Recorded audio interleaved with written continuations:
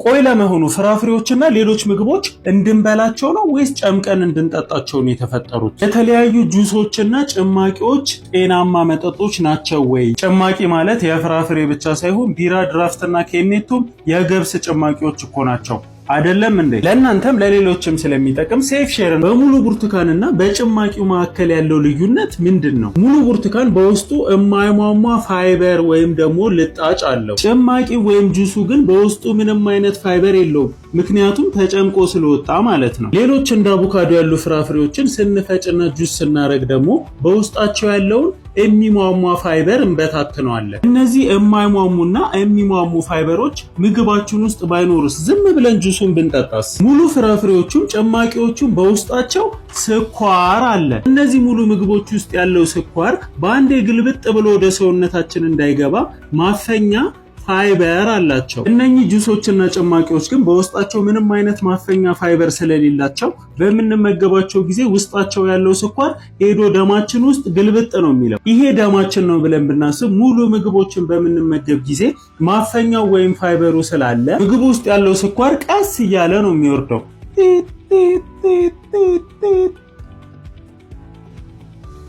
በዚህ ጊዜ ቆሽታችን ትንሽ ኢንሱሊን እያመረተ ደማችን ውስጥ ያለው ስኳር ወደ ሴሎቻችን እንዲገባና እንድንጠቀመው ያደርጋል። የበላነው ስኳር ቶሎ ስለማይወርድ ወይም ቀስ እያለ ስለሚወርድ ቶሎ አይረበንም። በዛ ላይ ደግሞ አብረን የምንበላው ፋይበር ሆዳችንን ስለሚይዘው ቶሎ እንጠግባለን። ጭማቂውን በምንጠጣበት ጊዜ ግን ማፈኛው ወይም ፋይበሩ ስለሌለ የመጣው ስኳር ባንዴ ነው ግልብጥ የሚለው።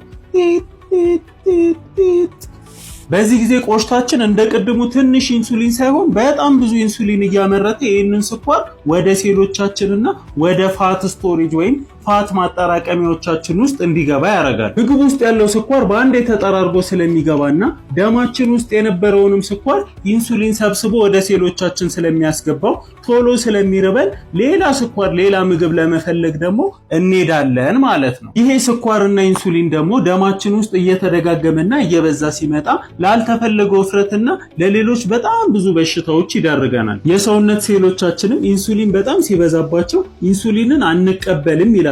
ከዛ ኢንሱሊን ሬዚስታንስ ይፈጠራል። ስለዚህ ሙሉ ምግብ የምንበላ ከሆነ ትንሽ ነው የምንበላው ማለት ነው። ይሄንን ግን ሆድ ስለማይዝና ስለሚቀል 5-6 ብርጭቆን በቀላሉ መጠጣት እንችላለን። ሁሌም ምግብ ስንመገብ ራሳችንን አንድ ጥያቄ መጠየቅ አለብን።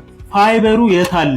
የማይሟሟው ፋይበር የት አለ? የሚሟሟው ፋይበር የት አለ? ለዚህ ጥያቄ ትክክለኛ መልስ የሚሆኑት ደግሞ ሙሉና ተፈጥሯዊ የሆኑ ምግቦች ናቸው። ከወደዳችሁትና ከጠቀማችሁ ሴፍ ሼር አድርጋችሁ አመሰግናለሁ። ይመቻችሁ።